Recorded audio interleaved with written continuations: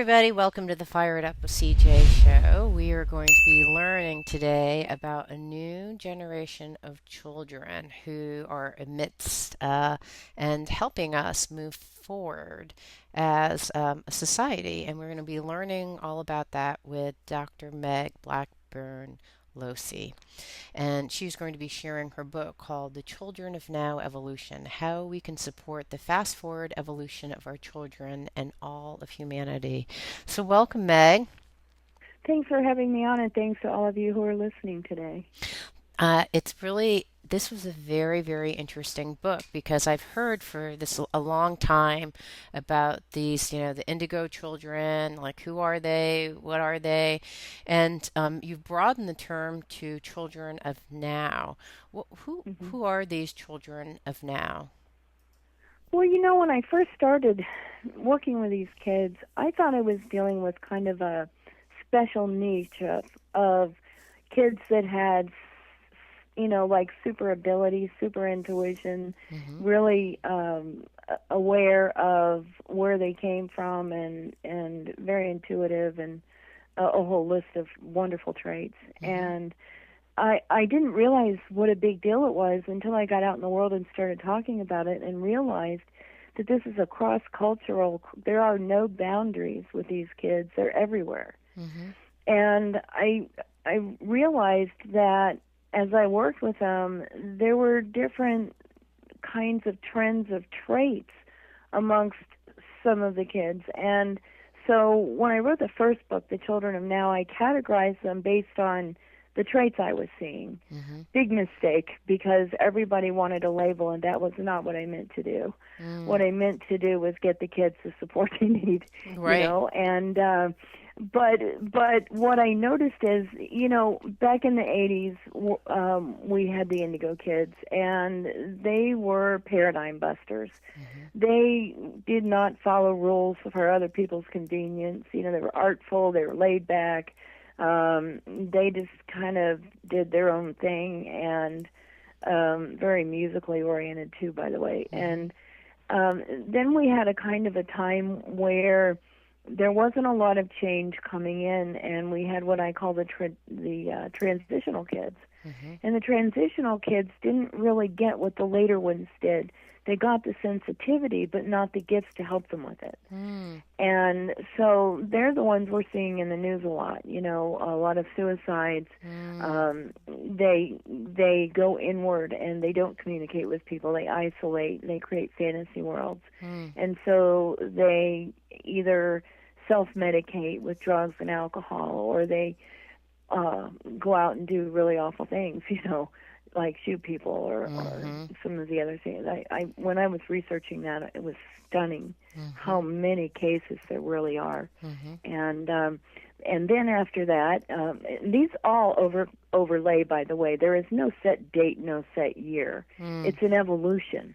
Hmm. And what we're looking at now is we've got several different groups of kids, all with similar abilities, traits, and all of that. But we have got a generation that is more highly intelligent and more highly sensitive energetically than anything we've ever had in humanity. Mm. These these kids are being born with their gifts intact, their abilities to remember being on the other side, choosing their parents, Hmm. deciding what life they're going to have. They're natural healers. Mm. They're intuitive as heck, and there's a list of traits of the two main categories, the crystallines and the star kids, on my homepage Okay. at spiritlite.com, and it's free. Just go click on it, and there are Hmm. pages of traits. Hmm. But these are the two groups of kids that are really getting abused by society, even With the though they transitional mean kids, well. wait, which are the two that The, because we mentioned a few different things. well, all of them are, but Ah, okay. particularly these younger ones. Um, they're getting abused by society, which means well, but is operating on rules and mores that are archaic. For Ah. instance, the school system is based on a curriculum that's over 100 years old. Hmm. Well, 100 years ago, we had nothing. I mean, Everything was about how we were going to eat, and if we went anywhere, it took days, and and Right. now everything is real time all the time. And Mm. these kids are what I call sentient. They pick up information not just with their five senses, but their entire being. Mm-hmm. And they get overloaded, so they bounce around a lot. If you're energetically sensitive, I'm one of those people. Mm-hmm. And if you get in a crowd, or you have to be in a room like for a meeting for a long Mm-hmm. time, or a class or something, and you're feeling everyone all of the time, and even sometimes knowing what they're thinking or what their motivations are, which these kids do naturally, you can get overloaded really easily. And the thing to do to shake off that excess energy is to move around. Okay, And but you know what I realize is I'm going to step back a little bit because I didn't do quite a good job introducing you and explaining where the context in which you found these children. So oh, I'm sure. gonna go reverse all the way back to the beginning of the story. Okay, sorry about that. Yeah, I'm good. I'm good. Okay, so you first started, I'm going to repeat the story that you told me, which is that, you started discovering these kids.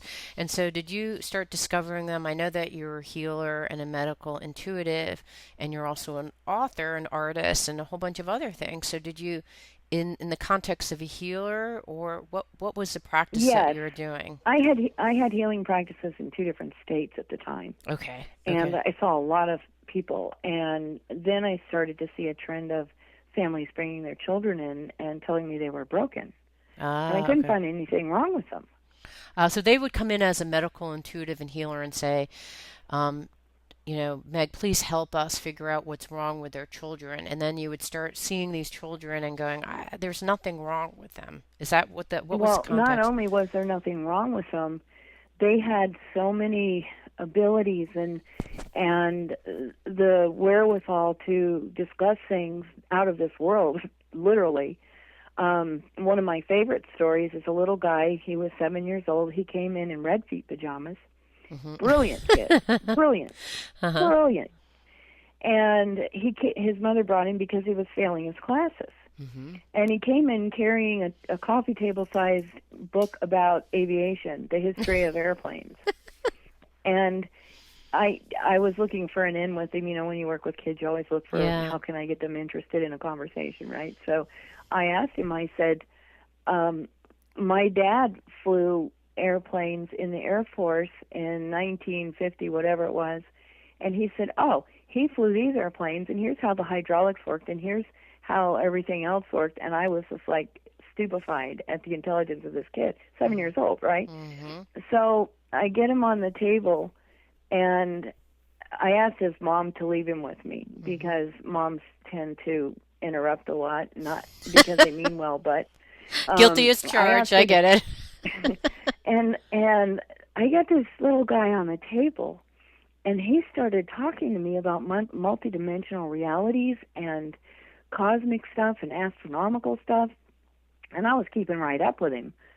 But it was just mind-blowing how aware this child was. Mm. And I said, let me ask you something. And I could find nothing wrong with him. In Right. fact, quite the opposite. His field was just so bright and so fast. And, we're like molasses compared to these kids. Mm. And I said, let me ask you something. How come you're not doing so well in school? How come you're failing your tests? He said, look at it this way. We've been there. We've done that. I've learned that. We've gone on to other things, and I'm light years ahead of them. Why should I go backwards and sit there and take some stupid test when I'm already a month ahead? I said, well, hard to argue with that one. And I said, the problem is, they have rules that they're guided by as far as your education. So maybe you need to move into a higher grade or something, and Hmm. I gave his mom some good ideas about how to feed his mind Go to because he's college. Go directly to yeah, well, college.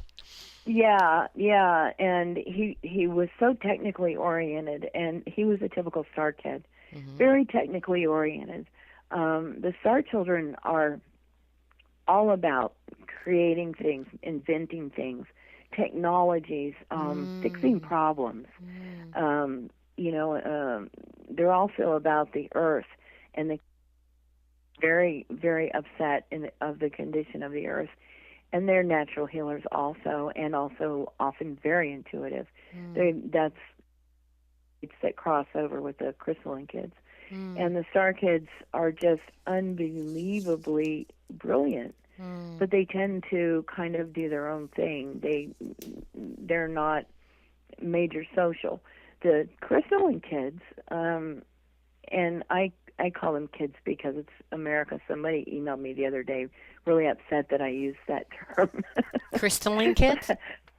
Yeah, because I called them kids instead of children.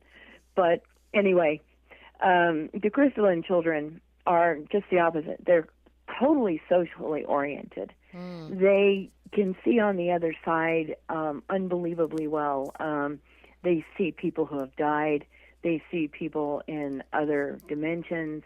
They're also natural healers and have a masterful way of running energy when they're little. They just touch someone and they feel better. They're that good. Mm. Mm-hmm. And they tend to, both of these groups tend to, as they're socialized into school or whatever, different things they're doing, they start to tend to lose some of that. And then when they turn about 10 or 11, depends on the child, they start stepping forward with the star children will create something that somebody just invented something so you don't forget you've got a child in the back seat. Mm-hmm. One of them did. He was 10 years old. Another one over in India invented a special kind of alarm, and they have a lot of break-ins, home invasions there. And he invented something that would not only create an alarm, but would also call for help.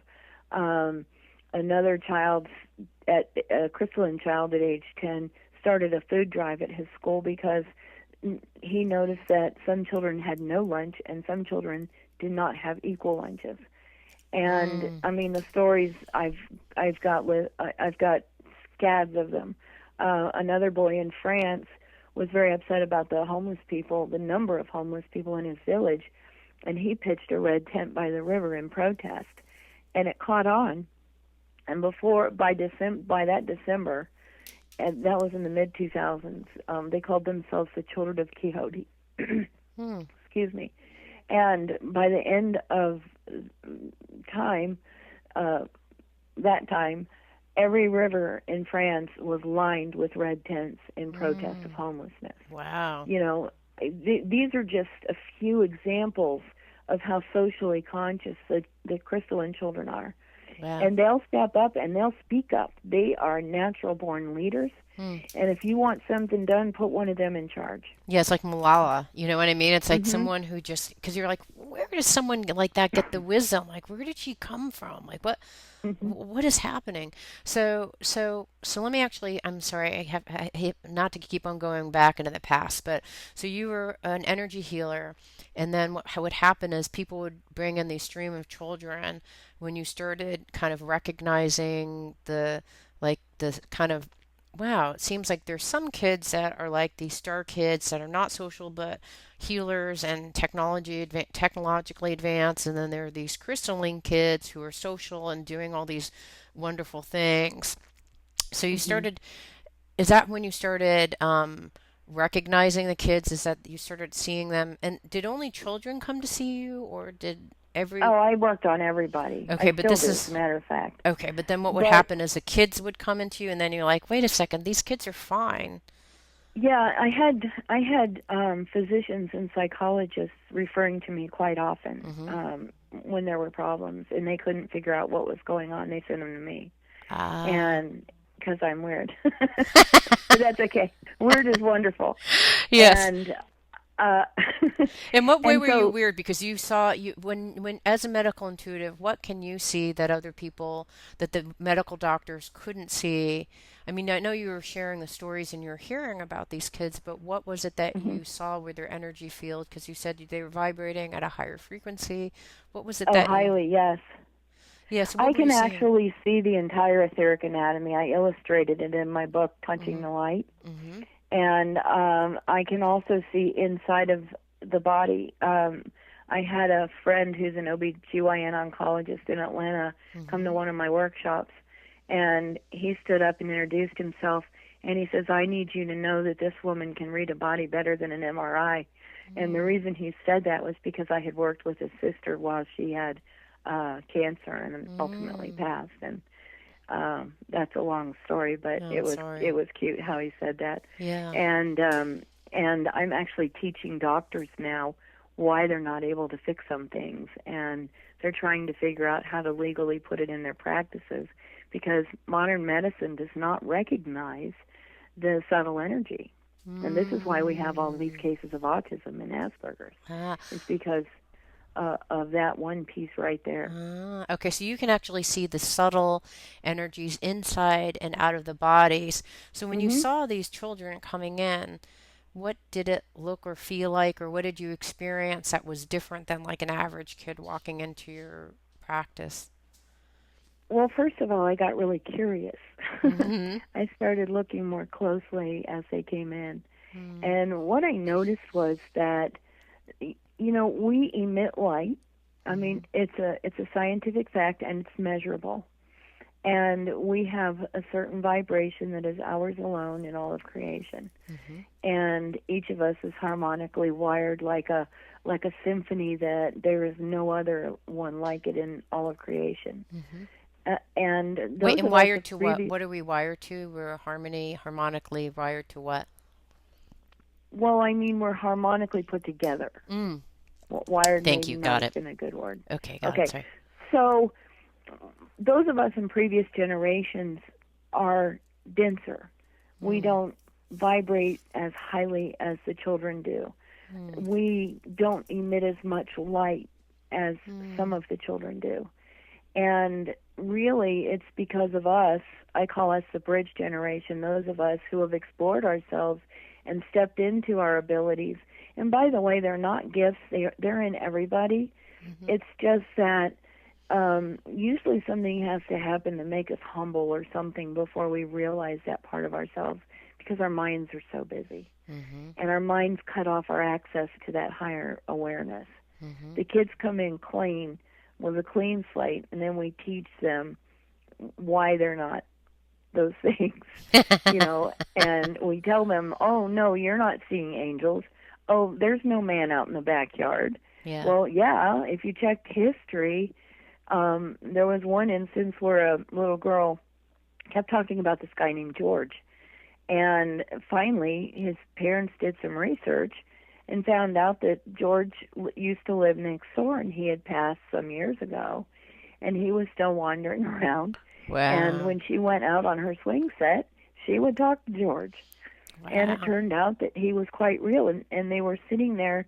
Somebody in George's family brought over a box of pictures, and the little girl's parents were kind of looking through them at the dining table. And she came walking up and she stuck her finger on a picture. And she said, "That's George." Mm. And that was really his name. And so I can't remember if it was his sister. This was a while ago, Mm-hmm. but she identified him, and they were able to tell the parents, "Oh, well, this is what happened, and the things he's telling her are true." And because she would go tell her parents what George said, and they were like clueless, Right. and that's real typical. So what happens is a couple of things. Parents get scared. Mm-hmm. We've been taught, and by the way, this is not about religion or spirituality or anything else. This is about being. Mm-hmm. I just want to set my tone for this. Mm-hmm. Parents get scared when their kids start talking like this Mm-hmm. because they don't have a frame of reference for it. Mm-hmm. And by many religious teachings, anything that's not within a certain norm is not okay. Right. So that plays depending on where they live. Right. Some places more so than others. And my own granddaughter was born in 1998, and she's a crystalline child, and she came along just as I was starting to get an awareness of these children. And she was a little master when she doesn't remember any of it. I just talked to her about it recently. She's 15 now.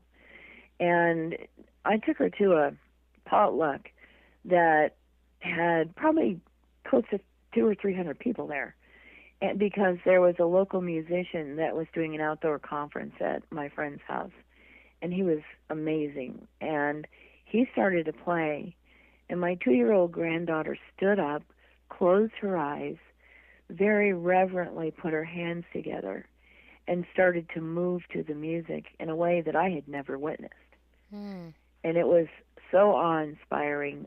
All 200 or 300 people that were there got silent and watched. And afterwards, a Cherokee friend of mine who's a storyteller came up to me and he said, "Who taught her Tai Chi?" I said, "What are you talking about?" He said, "That was a mastery level Tai Chi that she just did." I don't know. She's been like this since she got here. I Yeah. didn't put it all together yet. And so I had that going on with her, and she was telepathic early on. And we would sit and play silently for hours and talk to each other in our heads. And then one day, the first time it happened, we were playing with those giant Legos, Mm-hmm. and I would hear, "Hand me the green one," so I'd give it to her. And I'd think, "Hand me the yellow one," and she'd give it to me. And this went on for like 20 minutes, and I was Wow. getting so excited That is because I was so seeing cool. this in other children, and I was so excited. I I got in my own way for a minute, and I grabbed a block and handed it to her, and out loud she said, "Mima, that is not what I told you." So they're Interesting. they're Wow. amazing. These kids are just amazing, and Wow. I I started I started to be able to hear certain children telepathically, and I thought I was losing my mind. Yeah. I told the story about it in the first book. This book we're talking about today is, I consider it to be the book of answers. Mm-hmm. I got asked a lot of hard questions that, Mm-hmm. me being innocent about the whole thing, had no idea so much was involved.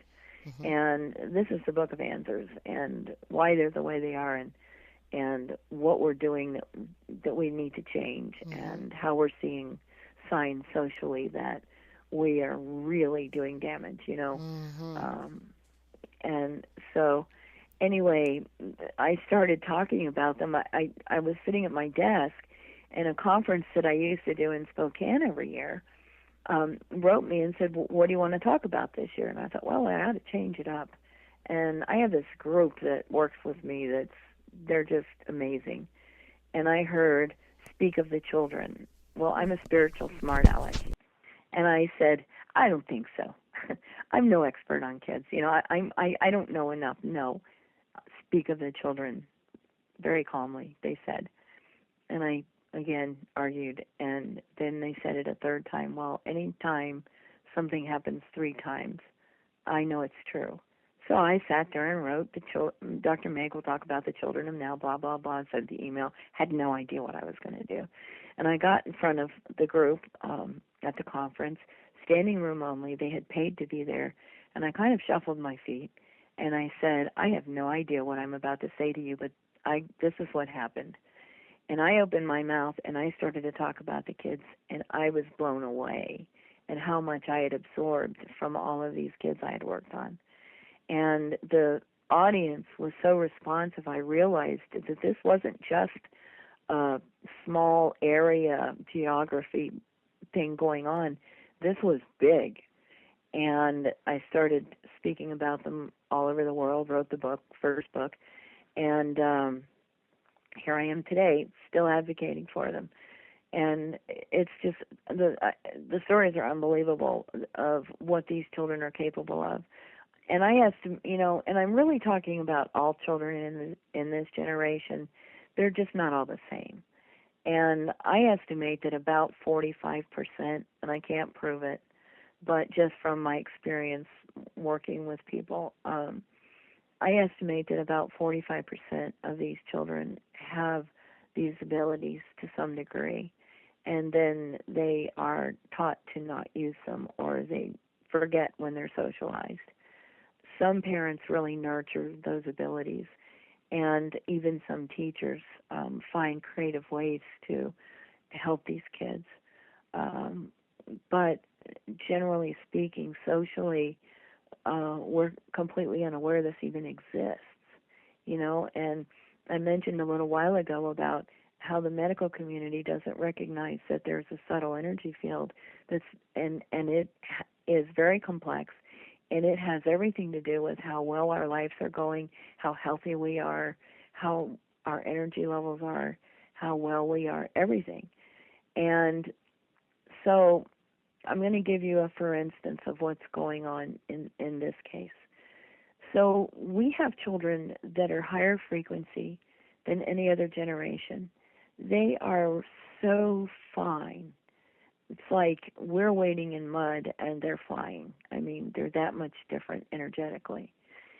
And then we have to give them vaccines. Now, first of all, I want to state vaccines are a good thing. But the pharmaceutical companies are putting in carriers, that's what carries the vaccine through the body. And they have been using things like mercury, thimerosal, and even currently aluminum and other bad things. And so, for instance, mercury and some of these other ones are conductive materials. And you take a subtle energy field and you put a conductive material such as mercury or thimerosal, anything like that, into a small child's body, and they short circuit. I've seen them hit the dirt right after the injections and have a spike of 106 fever. I've seen them go into grand mal seizures. I've seen perfectly normal children slowly develop into what we call autism. I've seen the gamut, and it's just heartbreaking. And there is not any family that's not touched by one of these children, not one. And the problem is that the energy field expands as the vaccine goes through the body. Consciousness is in every cell of the body, and it's what animates us. It's what keeps us alive. It's what makes us vital. And it's what we lose 1/28th of a gram when we pass away. Our consciousness leaves, and it has actual weight. So there is a small child with consciousness in every cell of their body, and here comes this conductive material all through their body. And so what happens is that consciousness is expanded away from the body to different and varying degrees and in different patterns. And that's why we have what we call a spectrum of autism. It moves the consciousness away in such ways that the children lose some functioning because they're not completely here, or they can't get to certain parts of themselves where we normally get information. And it affects them physically. It affects the digestive system, which is our most dense system energetically, and also houses our autoimmune system. And then it cascades from there. It affects their behaviors. It affects everything. And it's something that we're doing out of ignorance, and we're made to do. And now we're starting to see signs socially of the results of that.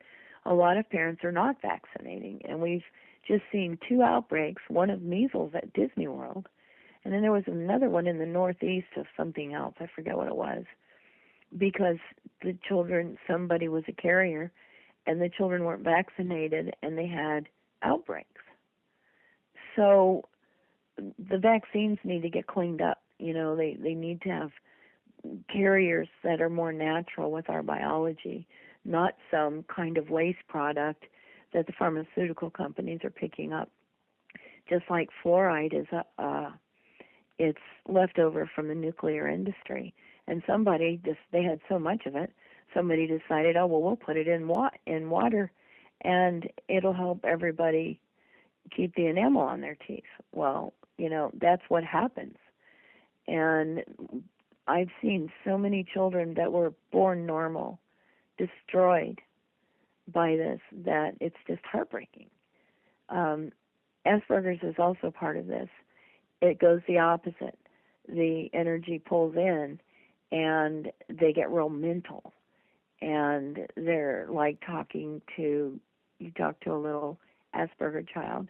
They don't like read emotional cues. They don't um, understand the emotional part. They're very logical, like Mr. Spock in a way, and they their bodies responded the opposite of the ones that are autistic.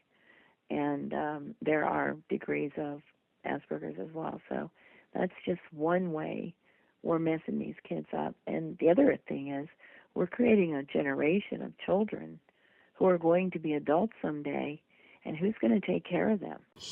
It means so much to me that you're listening to the show. I would love your support in any way by giving me comments below, or to subscribe to the show, or share the show with friends. Thank you again for your support. Love and blessings.